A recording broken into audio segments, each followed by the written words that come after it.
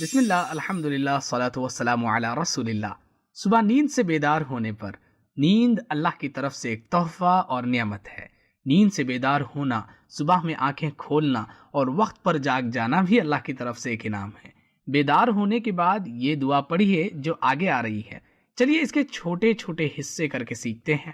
الحمدللہ الذی احیانا، الحمد تمام تعریفیں اور شکر، للہ اللہ کے لیے ہے، الذی جس نے، احیانا اس میں دو لفظ ہے، احیا یعنی زندہ کیا، اس نے زندگی دی، نا ہمیں، ہم کو، احیانا اس نے زندہ کیا ہمیں، بعدما اماتنا بعد اس کے کہ اس نے موت دی ہمیں، وَإِلَيْهِ النُّشُورُ اور اسی کی طرف اٹھ کر جانا ہے۔ چلیے اب اسے لفظ بلفظ سیکھتے ہیں۔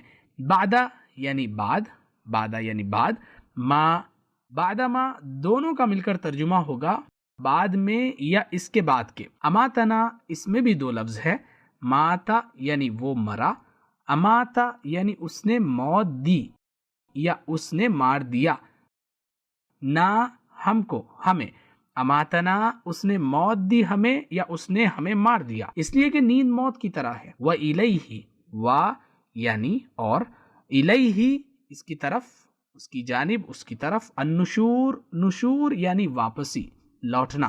بعض لوگوں کی نیند کی حالت ہی میں موت ہو جاتی ہے، اس لیے ہر دن اللہ کی طرف سے ایک تحفہ ہے۔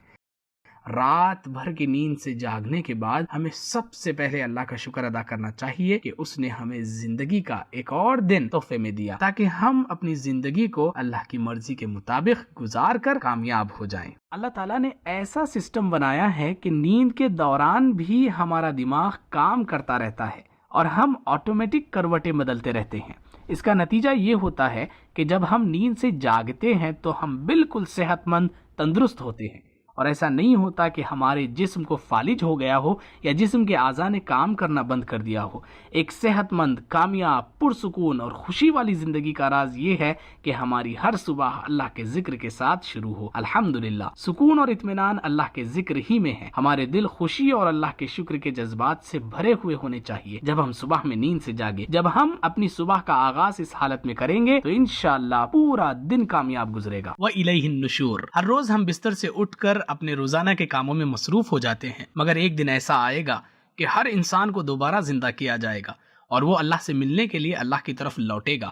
وَإِلَيْهِ النُّشُورُ ہم ان الفاظ کو اللہ سبحانہ و تعالیٰ سے ملنے کے شوق اور جذبے کے ساتھ بھی پڑھ سکتے ہیں، اس لیے کہ ایک حدیث میں محمد صلی اللہ علیہ وسلم نے فرمایا، جو کوئی اللہ تعالیٰ سے ملنے کو پسند کرتا ہے اللہ تعالیٰ بھی اس سے ملنے کو پسند فرماتا ہے۔ ہم یوں کہہ سکتے ہیں، اے اللہ ہمیں نیک کام کرنے کی توفیق دے تاکہ ہم اس دن ہمیشہ کی کامیابی اور آپ کی رحمتوں کو حاصل کرنے کے لیے اٹھیں۔ قرآن پڑھنے، تجوید سیکھنے اور قرآن سمجھنے سے متعلق ہمارے کورسز اور 1-to-1 سیکھنے کے لیے برائے کرم وزٹ کریں ہماری ویب سائٹ understandquran.com۔ جزاکم اللہ خیر۔